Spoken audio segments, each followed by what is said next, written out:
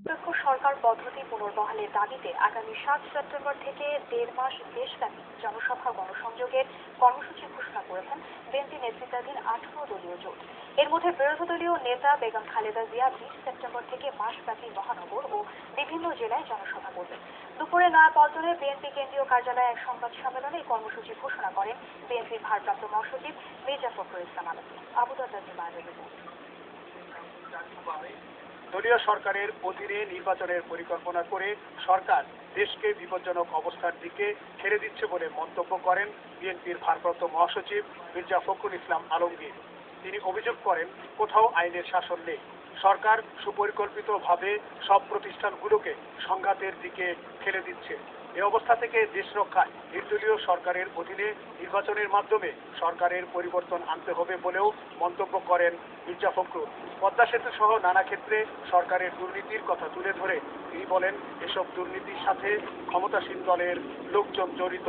Bangladesh bank অর্থ মন্ত্রণালয়কে চিঠি দিয়েছে যে এই পর্ষদ, সোনালী ব্যাংকের যে পর্ষদ আছে সেই পর্ষদকে ভেঙে দেওয়ার জন্য, এবং এখানে যারা পরিচালক রয়েছেন সবাই এই আওয়ামী লীগের বিভিন্ন অঙ্গ সংগঠনের নেতা নেত্রীরা এই পর্ষদের মধ্যে রয়েছে। কিন্তু তিনি 4,500 কোটি টাকার উপরে তারা পাচার করেছেন। পুঁজিবাজারকে সরকারের মদতপুষ্ট লোকেরা তাদের দুর্নীতির কারণে হাজার হাজার কোটি টাকা পাচার করে ফেলেছেন। নির্দলীয় সরকার প্রসঙ্গে বিএনপির ভারপ্রাপ্ত মহাসচিব বলেন, তা হতে হবে ত্রয়োদশ সংশোধনীর আলোকে।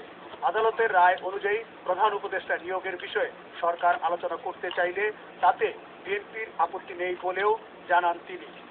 রায়ের আলোকে যদি প্রধান উপদেষ্টা নিয়ে সরকার যদি রাজি হন যে হ্যাঁ তারা নিরপেক্ষ নির্দলীয় তত্ত্বাবধায়ক সরকার মেনে নেবেন, তখন সেই বিষয়ে আমরা কথা বলতে পারি। সে কথাই আমরা বারবার বলেছি। হরতাল অবরোধ সহ কঠোর কর্মসূচি না দেওয়া প্রসঙ্গে সাংবাদিকদের প্রশ্নের জবাবে মির্জা ফখরুল বলেন, আন্দোলনের নামে দেশের অর্থনীতি ক্ষতি হোক এমন কোনো কর্মসূচি তারা দিতে চান না। তবে নির্দলীয় সরকারের দাবি আদায়ে জনগণকে সম্পৃক্ত করে তাদের কর্মসূচি অব্যাহত থাকবে বলেও জানান তিনি। বৃহত্তর জনগোষ্ঠীকে সঙ্গে নিয়ে বৃহত্তর আন্দোলনের মধ্য দিয়ে আমরা এই সরকারকে বাধ্য করতে সক্ষম হব। আগামী 7ই সেপ্টেম্বর হতে 30 সেপ্টেম্বর 12 পর্যন্ত 18 দলীয় নেতৃবৃন্দের দেশব্যাপী গণসংযোগ।